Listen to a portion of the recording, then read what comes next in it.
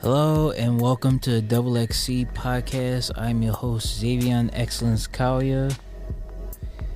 Today is Wednesday, June 15th, 2022, and in a bit of a predicament today. I was supposed to have Punky Ail here today to record episode 10, the post-graduation episode, and she couldn't make it. So today, this is recorded before episode 10, but it's going to come out after episode 10. So this is episode 11. I guess I'll call it probably the lost episode, and I'm going to just keep it short. Just a few things today, a few films, few TV shows, Summer Game Fest showcase, maybe one or two new music. So first off, I'll start with the gaming. The Summer Game Fest showcase came out last weekend, Thursday to Monday, and I can't think if there's any good games that got me excited. Besides TMNT, Shredder's Revenge, I've been waiting for that all year from the people that made Streets of Rage 4 Dotemu, and it's coming out tomorrow as we speak, and the 6-player co-op. It's only like 2 hours a beat, I've been told, but I'm probably gonna play all day tomorrow. Street Fighter 6 got announced, it got announced a month or two ago, and they showed gameplay with revealing Chun-Li and a bunch of other characters at Sony State of Play earlier last week. And at the Summer Game Fest last Thursday, they showed, how you pronounce his name? Guile will be returning. He still got the haircut. That's cool. Someone leaked all the characters, so some characters from Street Fighter 5 will be returning to Street Fighter 6. I'm excited for Yuri, Ken, Chun-Li, Ryu, Akuma. Hopefully I get PS5 by then to get Street Fighter 6. I've seen some gameplay, but I'm definitely excited for it. I'm more of a Mortal Kombat person, not big on Street Fighter, but I do love fighting games, so I'm gonna just keep it pushing. You need a more Street Fighter expert to talk about Street Fighter. Next game, Aliens Dark Descent. Meh, it's kind of, what was the last Aliens game? I know I played on the Game Pass. Alien Fireteam. That game was okay, but forgettable. So I don't know why they're making a sequel to that. And it's over the top camera, like nobody's playing that. The Callisto Protocol. I know I'm not going to play that, but it does look cool from the people that made Dead Space. Seems like a good horror game. Call of Duty Modern Warfare 2 remake. So this is a sequel to the remake they made, I think 2019, 2018, I can't remember. It looks cool, and they said they're not having zombies this time, but I don't know. The last one I played was Cold War. It was cool. I got the season pass. It was fun, but I don't really care for Vanguard. Call of Duty is like the same every year. I would be interested to play the story. I bet the multiplayer is fun. On Modern Warfare 2, my excitement level is I'd get on a Game Pass or a discount day, not at full price. Flashback 2, I never even played the first one. Fort Solis, I'm gonna need to see gameplay, even though it has Troy Baker in it. Outrider World Slayer, I haven't even played the first one. Goat Simulator 3, nope. Marvel Midnight Sun, we saw gameplay in March, and it's a card game, so even if they reveal with going up against Venom, Hulk, Scarlet Witch, I'm gonna need to see better gameplay or for it to not be a card-based game. I don't remember, I'm on the newsletter for Midnight Suns. I thought I was gonna be excited for it, but for it to be a card game and coming out October 7th, I don't know, Marvel. Cuphead, The Last Course, I've seen gameplay of Cuphead. That game is super difficult for no reason. It sounds like a headache, so I'm probably not getting it. It's a shame because it comes out the end of this month, June 30th. Cuphead 1 is 2 players, but Cuphead The Last Course adds a female cup, so it's 3 players. So, and isn't there a Netflix series supposed to come with Cuphead? I think so. Warframe, how long is Warframe still going out? It's been around for almost a decade. Honkai Star Rail, that looked good. Was that the one by the people that made Genshin Impact? I think. I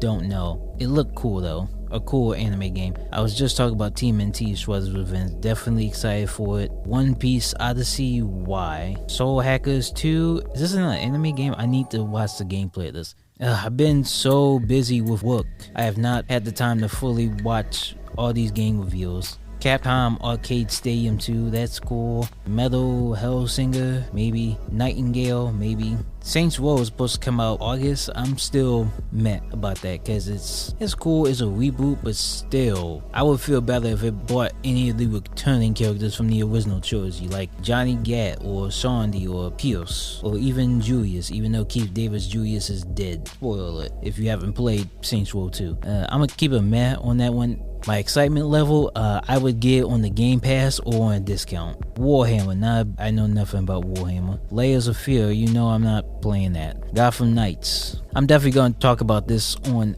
episode 10 with Punky Ail, but Gotham Knights, I'm still on the fence about it because I was excited for it. Not as much as Suicide Squad, Kill the Justice League. Shout out to Rocksteady Studios because we gotta wait another year for that. So Gotham Knights, I was excited for it when they announced it, but when they showed the gameplay of Red Hood and Nightwing, I'm on the fence about it because it feels like this game is going to be like a 6 out of 10 or a 7 out of 10, and that has me worried because it's not made by Rocksteady. It's made by Warner Brothers Montreal, who made Arkham Origins, which is a prequel to Arkham Asylum. They had Nightwing. Nightwing should have a bat suit, but he's just riding on a glider. Some people made a joke that it looks like a Fortnite glider. Some things that really threw me off is the combat looked different than what they showed with Batgirl and Robin gameplay at the reveal, which also Batgirl and Robin fought Mr. Freeze, Red Hood and Nightwing were fighting the Court of Owls, and Red Hood was fighting the Talon. I don't know, the gameplay, maybe it was the person who was playing the demo, like the gameplay could have been better. Like, why did it look so difficult to defeat the Talon? The super buff one with a shield, it could have been better. Another thing that really threw me off, besides that Jason Todd is very buff. I know he's supposed to be older, but he looks like super buff. Dick Grayson too. Why is Jason like jumping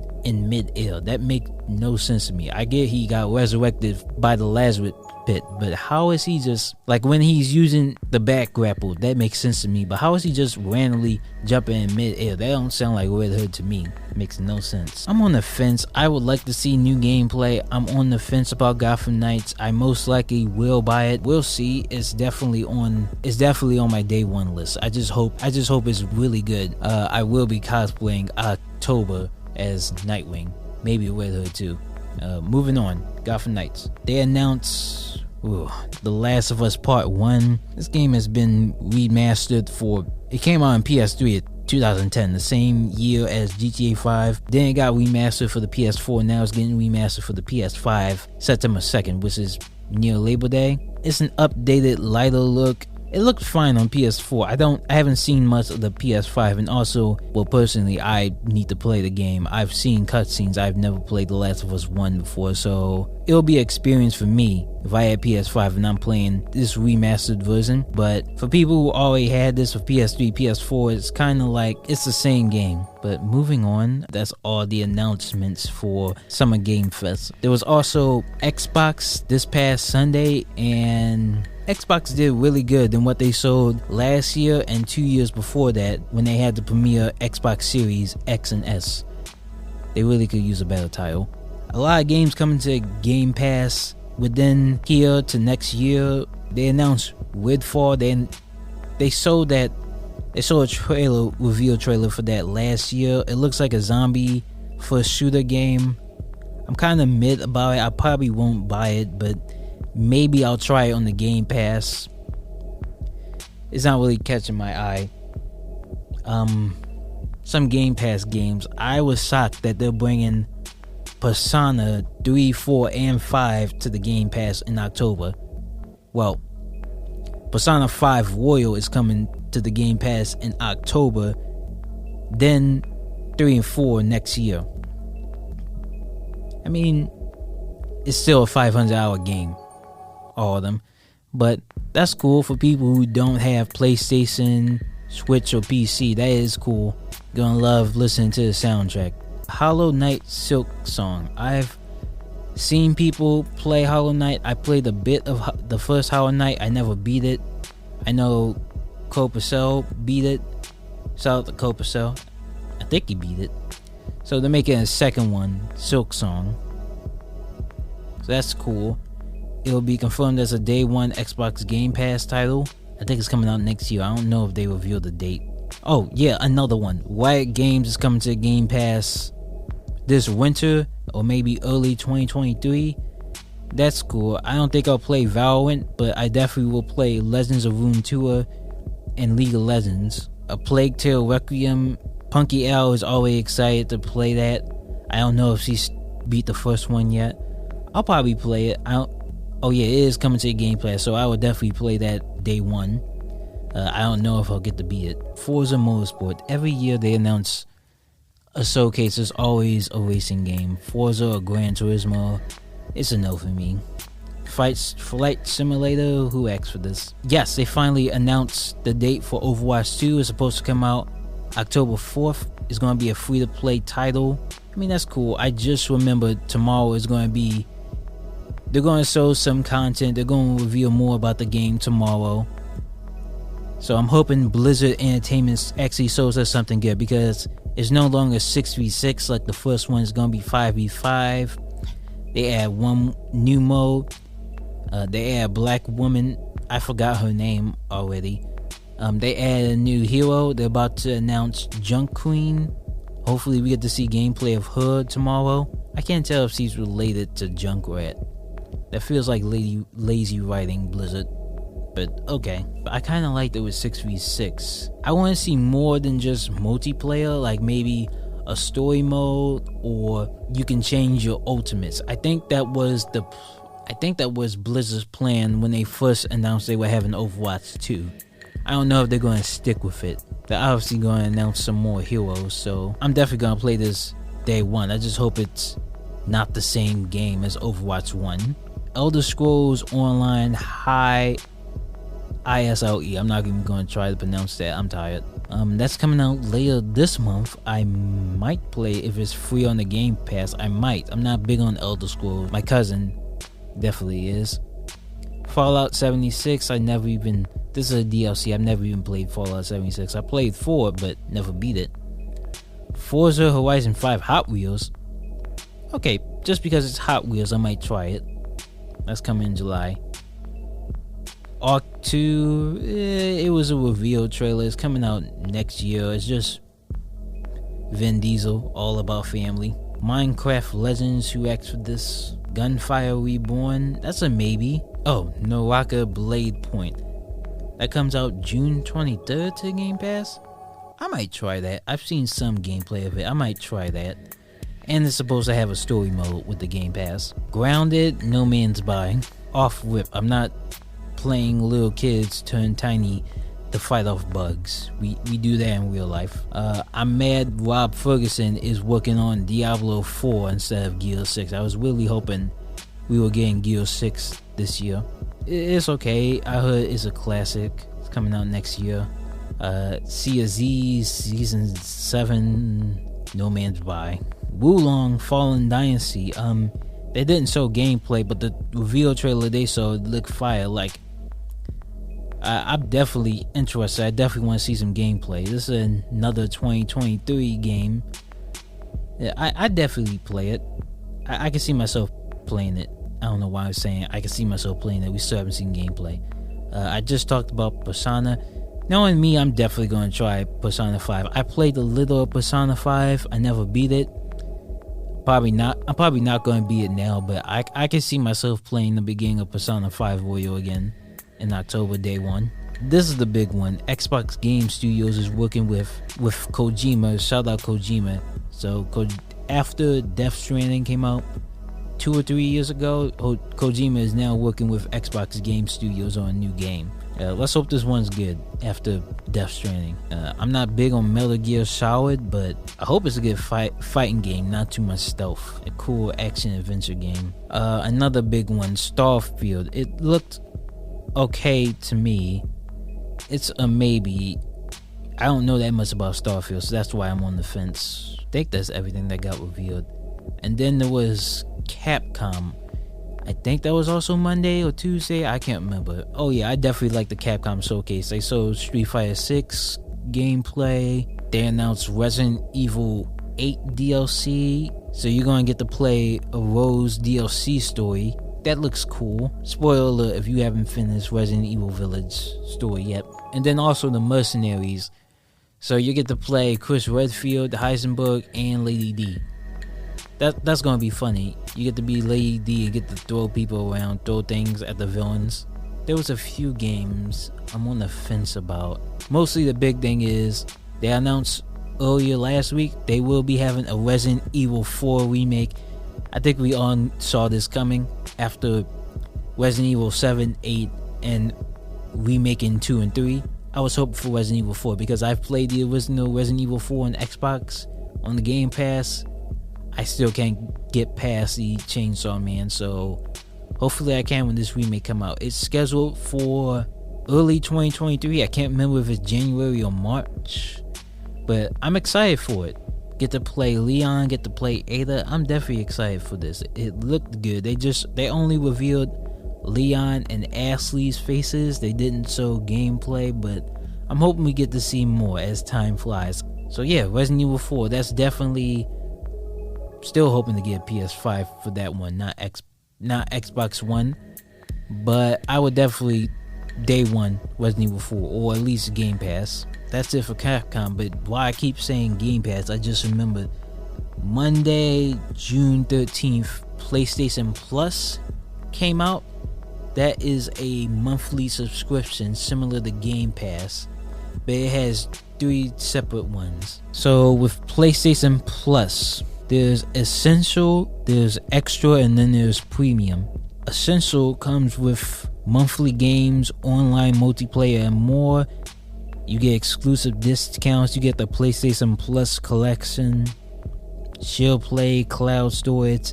1 month subscription is $10 on the PlayStation.com. The Extra subscription comes with download hundreds of great games. You get 100 great games in the game catalog, along with everything that comes in Essential. That is $15 a month, the same price as Xbox Game Pass. And then the big one is Premium. With PlayStation Plus Premium, you get all the game catalogs, online multiplayer, the PlayStation Plus collection. But you also get all the classics catalog from all different generations of PlayStation 1, 2, 3, and 4. I might be wrong, but I believe it's all 4 and 5 PlayStations. You get early game trials and cloud streaming. Not just share play and cloud stores, but cloud streaming. And that is $18 a month, just only $3 more than Extra. I think that some people would clown this I don't think people would clown this. It's half and half. On the gaming catalogs is a lot of games that people have already played who had PS4, but for someone like me who is currently on Xbox One waiting to come back to PlayStation, because I started off with the PlayStation 2, I definitely team PlayStation. It's definitely going to be experience for people who never played Last of Us Part 1, the God of War trilogy, Jack and Daxter trilogy, all the Ratchet and Clanks. I hope Sly Cooper is on there too, and the Uncharted series, and a bunch of other classics. I hope Twisted Metal. I hope Twisted Metal is on there too, because that's supposed to have a movie. Anthony Mackie from Falcon and the Winter Soldier is working on. Shout out to Anthony Mackie. Yeah, it's gonna be experience if I subscribe to that and I'm playing games I've never got to play, but everyone says it's great. And also any of the new game premieres they're announcing, like we're still waiting for God of War Ragnarok. It has a lot of other PlayStation exclusives, not any that I can name at the top of my head, but that's about it. So moving on, that's about it for Summer Game Fest. We're gonna get into TV shows, nothing too crazy. I'm gonna just give quick reviews on these. Moon Knight. I've been watching Moon Knight since day 1. It finished last month. I liked the series. It was good. It wasn't involved with the Avengers, and it was just its own standalone thing. You were discovering, you got to understand the mental illness and the different personalities of Stephen Grant and mercenary Mark Spector, and just watching Moon Knight, all them fights, it was cool. Ethan Hawke, he was great. He did great acting as a villain. Not too much to say about this by myself. I liked it. I don't know if I would put it an A, because it wasn't too super big. like No Way Home or Endgame or Falcon the Winter Soldier or What If. It was a little bit of a slow burner, but it was focusing more on split personalities and mental illness. I think I would give it 8.5 out of 10, like a B+. I don't know if I can give it an A-. My decision might change by the end of the year. Moving on, Peacemaker. I'm late to watch Peacemaker on HBO Max by James Gunn. This is a sequel to The Suicide Squad. It was definitely funny. A lot of the characters, including John Cena's Peacemaker, were acting a little stupid sometimes, but I think that was the point of the show. A lot of classic rock and roll songs. Definitely as much gore as The Suicide Squad. A lot of similarities, but it was a good story. The fights were cool. John Cena was definitely hilarious. I like Vigilante Adebayo. What would I give this? I gave The Suicide Squad 9.5. I would give this a 9.0. That seems fair. Them doing the introduction dance with Do You Really Want to Taste It by Wigwam would never get old. Next, Book of Boba Fett. I'm also late to this one, but I thought the series was good. The fight scenes was definitely great. Boba Fett becoming a boss was definitely a great sight to see. Definitely one of my favorite bounty hunters from the Star Wars series. Timeline wise, this takes place right after Revenge of the Jedi, so way before the new trilogy. So Boba Fett supposedly died, spoiler alert, in Revenge of the Jedi, but he survives, and he's in Mandalorian season 1 and 2. And this is him surviving with Sand People, then meeting Mandalorian, and then becoming, and then ruling, I believe it's Tatooine. I might be wrong. And where am I getting at? The lady that played, I find out last minute, the lady that played Fennec Sword also voices Mulan in 1 and 2 in the animated series. That's cool. I definitely liked the fights, the story. There was a few surprises, definitely returning characters. I would, my opinion might change. Greatness by myself, I give it, it's also between a B+ to an A-, because I'm not sure. Opinion might change later on the next podcast episodes or the end of the year. Moving on, Obi-Wan Kenobi, that's the big talk of the town. This came out a few weeks ago. It came out late May, with Ewan McGregor returning as Kenobi and Christensen Haydenson returning as Anakin Skywalker, and James Earl Jones returning as the voice of Darth Vader. And I believe James Earl Jones is in his 90s and he's still voice acting. That's great. Moving on, it's great to see the Revenge of the Sith cast back to do this. So this takes place 10 years after Revenge of the Sith, so a decade before A New Hope, or sometime, I'm not sure. Not too much of a slow burner. It was definitely great. A few surprises, some new characters. No one told me Sung Kang, Hans from Fast and Furious, was going to be in the show. It premiered episode 1 and 2. They were definitely good. Then episode 3, they saw Darth Vader. You definitely going to see Obi-Wan Kenobi trying to deal with his past and slowly coming back to using the Force or becoming a Jedi again. Episode 5 just dropped today. I didn't get to see it because I was trying to get here on time, and I didn't get to see it because I was trying to do the podcast today, but I definitely will see it when I get back. Episode 6 comes out next Wednesday. It will be the last episode. That's the same as only 6 episodes, but I'm hoping the finale will be worth it. It will be great. So that's it for Obi-Wan Kenobi. So far, my predictions is definitely it's somewhere in the A, probably a mid A or an A minus, and not too much action. Some of the action is slow because it's mostly trying to tell a story. Stranger Things 4 Volume 1. I've only seen episode 1 to 4, so I'm at a good amount of being caught up. I need to see 5, 6, and 7. Volume 2 of Stranger Things 4 will be coming out July 1st, before 4th of July.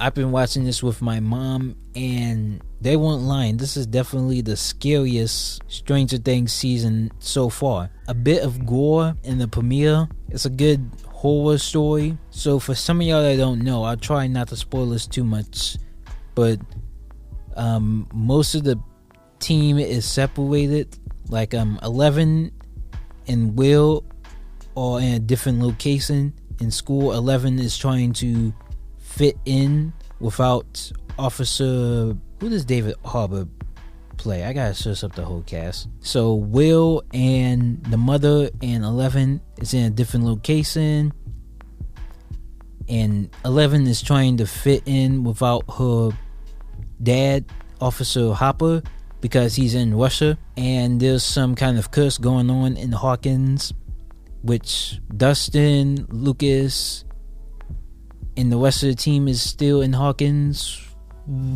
Some new characters. You definitely get to see them dealing with the events of season 3 and in high school. So far, definitely a talk of the town. People are falling in love with the song Running Up That Hill by Kate Bush from the album Hounds of Love. When did that song come out? 1985. What was I talking about? Stranger Things 4. Definitely the scariest season. Acting is good. Some of the surprises and plot twists, a lot of surprises and plot twists, they're okay to me. I need to finish it before I give a full opinion.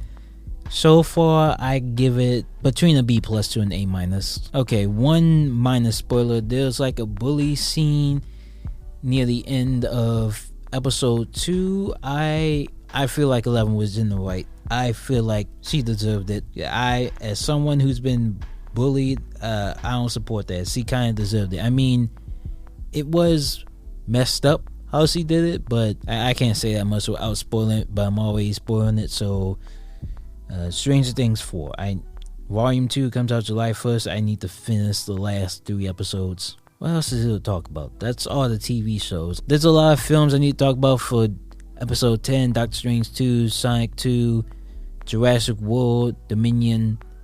I guess I can talk about Chip and Dale, Rescue Rangers, Chip and Dale. I watched this last weekend with my sister and my mother.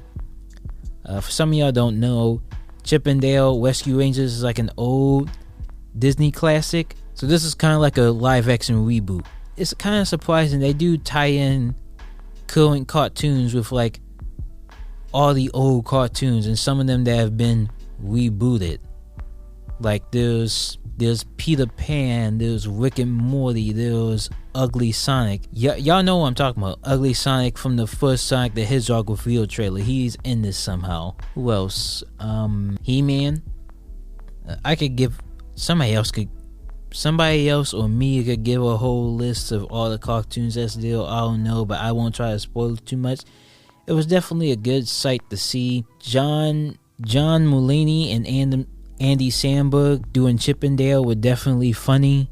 I was barely playing along with the detective mysteries and clues, but you're definitely gonna love it because of all the Easter eggs and all the animated characters there. It was definitely funny though. Definitely tied into some real Disney stories. Like the actor who voiced Peter Pan, he went through some serious stuff growing up. The live action or the animated?